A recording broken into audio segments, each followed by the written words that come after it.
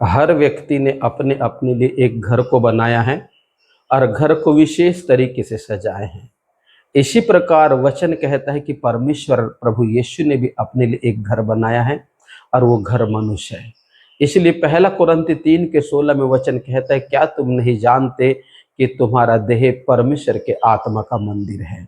अर्थात घर की जो विशेषता या मंदिर की जो विशेषता है, यदि हम अपने देश के किसी मिनिस्टर के अगर घर को देखते हैं तो उसके घर के सामने कुछ बॉडीगार्ड या कुछ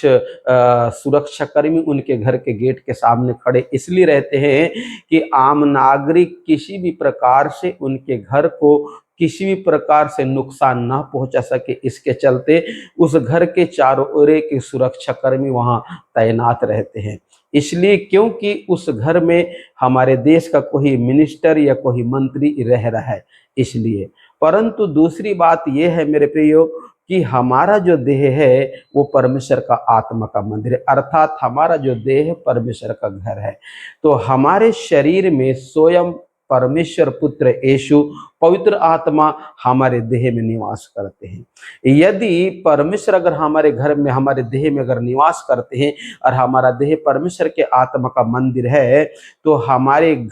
ये जो देह जो हमारा जो परमेश्वर का घर है, इस देह की भी एक जवाबदारी ये है कि ये घर तो परमेश्वर का है, परंतु इस देह जो परमेश्वर का घर है इसकी देखरेख के लिए परमेश्वर ने हमको नियुक्त किया है। इसलिए आगे वचन ऐसा कहता है कि यदि जो कोई मेरे मंदिर को नष्ट करेगा उसे मैं नष्ट करूंगा। तो कहने का अर्थ ये है कि जब तक इस शरीर में हम हैं तब तक हमारी जवाबदारी ये है कि इस घर को हम भली भांति मसीह यीशु के लिए सजा कर रखें, क्योंकि मसीह यीशु इस घर का मालिक है। क्योंकि इसलिए हमें किसी भी प्रकार से ऐसा केयरलेस या अनाज्ञाकारिता का जीवन जीकर इस परमेश्वर के घर को किसी भी प्रकार से हम हानि पहुंचाने का काम ना करें, परंतु इस घर को, जिस घर में परमेश्वर रहता है, इस घर को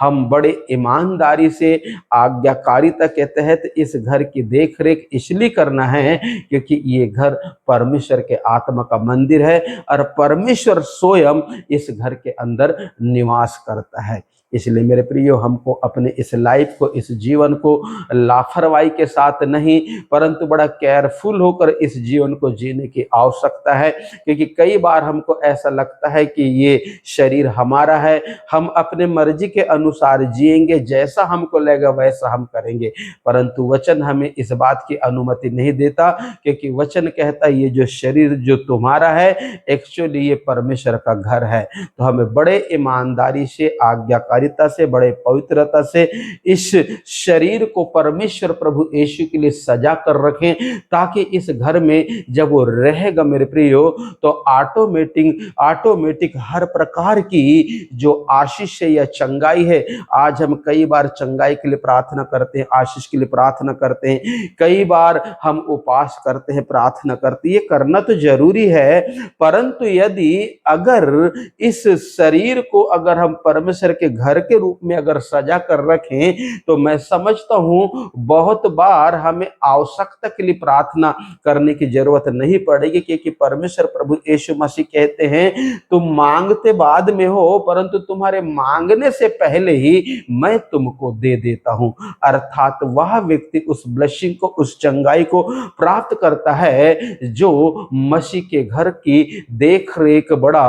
केयरफुल होके, आज्ञाकारिता में होके करता है, वह व्यक्ति पहले ही इन आशीष को प्राप्त कर लेता है। इसलिए हर एक व्यक्ति की एक जवाबदारी है कि अपने इस देह को परमेश्वर के लिए सजा कर रखे, क्योंकि परमेश्वर का जो घर है वो स्वर्ग नहीं परंतु हम सभी लोगों का देह है और हमारे देह में रहना चाहता है। परमेश्वर आप लोगों को आशीष दे, यीशु के नाम से आमीन।